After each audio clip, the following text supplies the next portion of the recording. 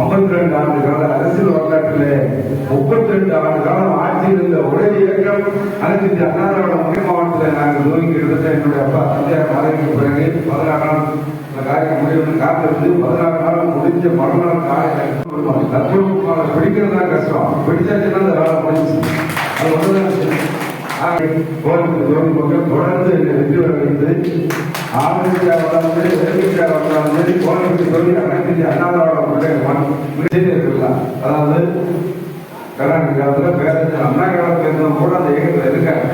அதையும் தாண்டி இன்னைக்கு பிறந்த ஒரு புயல் வந்தா பின்னால் எல்லாம் புகையெல்லாம் புடலாம் முதல்ல வரும் பின்னால் நேரம் செய்யும். எனவே இப்படிப்பட்ட நிலைமை வருகிறது. குடும்பமாக 4 ஆண்டு காலம் புரட்சித்துறை அம்மாவுக்கு மறைவுக்கு பிறகு இந்த ஆட்சி கொண்டு சென்றது பெரிய சாதனை அல்ல, கொண்டு சென்றதே ஒரு சாதனை. அந்த சாதனையில் நீட்டை ஒழிப்போம் என்று சொல்லி அனைத்து இந்திய அண்ணா திராவிட முன்னேற்ற கழகம் போராடி ஆட்சி அம்மாவினாங்க. ஆக போராட்டணும் நீதிமன்ற வழிகாட்டுகள் வந்துச்சு. சரி வந்தபடி இவங்களை போய் வெறும் வாய்ப்பில் நீட்டு வேண்டாம் வேண்டாம் கொட்டிட்டு இருந்தா அதுக்கு தீர்வு கிடையாது. அதுக்கு மாநிலத்தில் தான் திமுகவா அதிமுகவா சிறந்த முதலமைச்சர் ஸ்டாலினா சிறந்த முதலமைச்சர் எடப்பாடியார் வருகின்ற நேரத்தில் எடப்பாடியாரை போல ஒரு மகராசன் நல்ல ஆட்சி ஆட்சி செய்வது தமிழ்நாடு மக்கள் பேசுறாங்க.